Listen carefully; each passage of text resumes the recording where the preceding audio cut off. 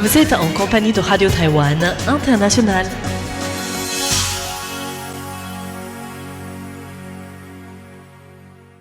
Bonjour à tous et bienvenue à l'écoute de Radio Taïwan International. C'est Mei Guang à l'antenne pour notre programme de ce mercredi 8 avril, votre journal d'information qui vous sera présenté aujourd'hui par Floriane Dai. Ensuite, je vais vous retrouver dans le décryptage avec des vidéos qui font partie de la guerre cognitive à Taïwan en ce moment. Ensuite, pour la partie de nos émissions thématiques, tout d'abord Taïwan dans toute sa diversité de Sasa, qui s'intéresse à pourquoi Li Yanping a commencé à documenter le cimetière de Nanshan et a décidé de lutter pour sa préservation. Ensuite, pour les auditeurs qui nous écoutent également en ligne, l'émission L'Art des musées de Miao Yonghua, les rythmes saisonniers à l'orée de l'automne. Une excellente écoute à tous en compagnie de RTI.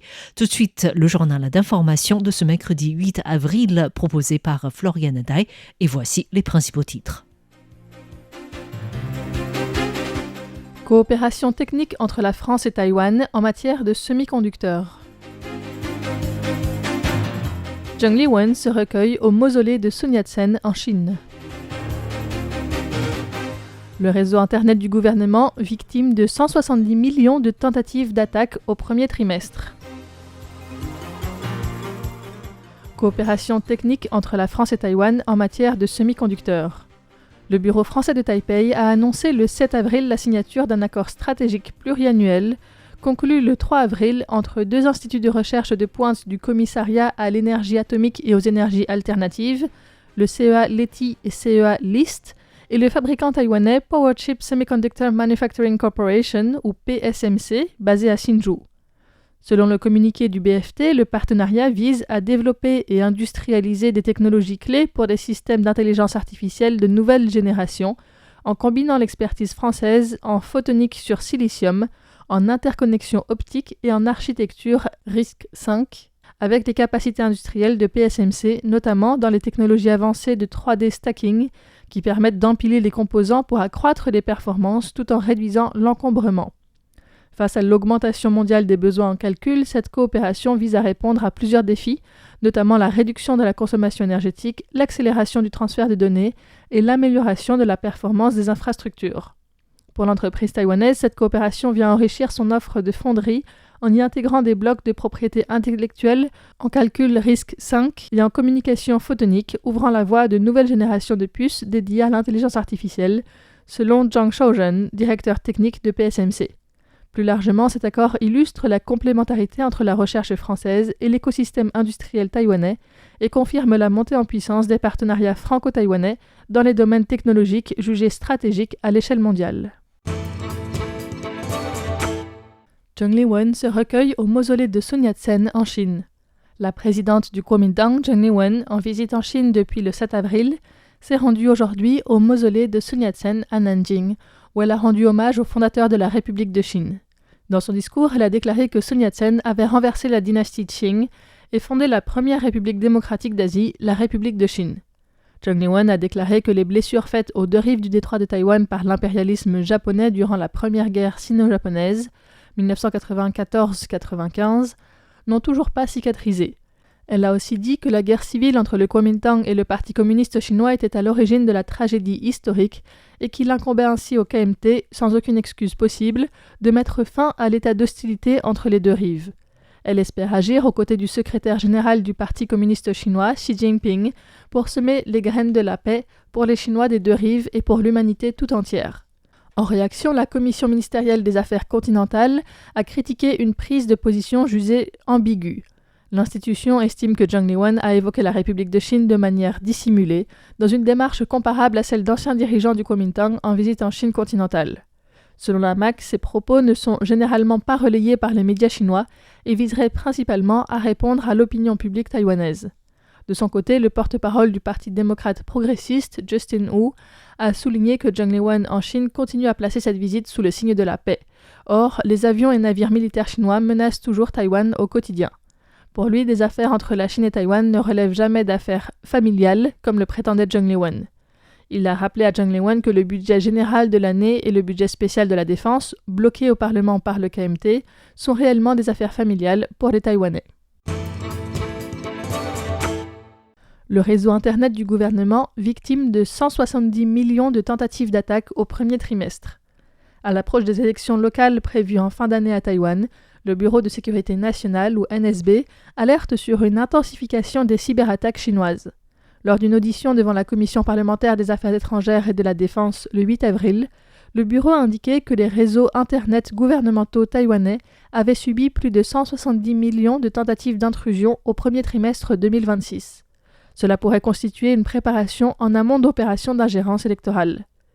Le directeur du Bureau de sécurité nationale, Tsai Ming-yen, a précisé Entre janvier et mars de cette année, les équipes de renseignement ont identifié plus de 13 000 comptes anormaux et plus de 860 000 messages controversés. Cela montre que la Chine continue d'utiliser divers canaux comme les médias officiels, des armées de comptes en ligne, des comptes suspects et des fermes de contenu pour amplifier la diffusion de contenus polémiques dans le but d'exacerber les divisions internes. Sur le plan militaire, le Bureau de la sécurité fait état de plus de 420 incursions d'avions chinois dans la zone d'identification et de défense aérienne taïwanaise au premier trimestre, accompagnées de 10 opérations avec des navires militaires.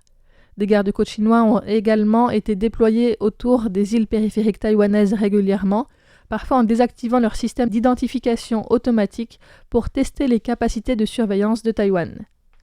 En matière d'espionnage, enfin, l'agence souligne une intensification des tentatives d'infiltration ciblant les milieux militaires et administratifs. Depuis 2025, 58 personnes ont été inculpées pour espionnage au profit de la Chine, dont 32 militaires, actifs ou retraités, soit environ 55% des cas. Lin Jialong aux îles Marshall, Taïwan aidera à la reconstruction du Parlement.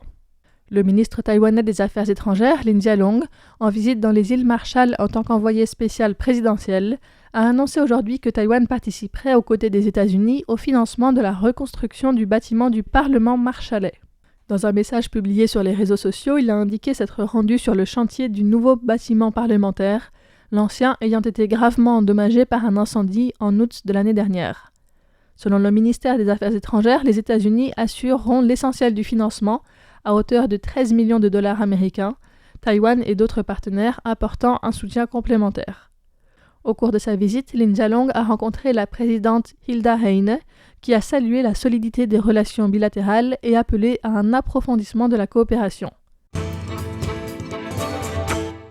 Augmentation des surcharges carburant des compagnies aériennes taïwanaises d'entre 42 et 109 euros. Sous l'effet de la hausse des prix du pétrole liée à la guerre en Asie de l'Ouest, les compagnies aériennes taïwanaises ont relevé, à compter du 7 avril, leur surtaxe carburant sur les vols internationaux des compagnies taïwanaises au départ de Taïwan, selon les informations publiées par CNA. D'après le Bureau de l'aviation civile, les surtaxes passent pour les liaisons courtes de 17 à 45 $, soit environ 16 à 42 euros, et de 45 à 117 $ pour les longs courriers, c'est-à-dire environ 42 à 109 euros. Les vols courts courriers couvrent l'Asie, hors Inde et Moyen-Orient, tandis que les longs courriers incluent l'Europe, les Amériques, l'Inde, le Moyen-Orient et l'Océanie. Les compagnies aériennes précisent toutefois absorber une large part de la hausse des coûts. China Airlines indique par exemple que le surcoût de carburant atteint 487 euros par passager sur long courrier et 105 sur court courrier, dont 60 à 80% restent à sa charge après l'augmentation de la surtaxe. De son côté, Eva Air fait état d'un surcoût de 720 euros par passager sur long courrier et environ 121 sur court courrier. Eva Air prend en charge respectivement 85 et 55% de la hausse. Starlux Airlines évalue ce surcoût à 241 euros pour le long courrier et 56 euros pour le court courrier, dont 64 et 42% restent à sa charge. Taïwan élargit le recrutement direct des travailleurs à domicile aux Vietnamiens.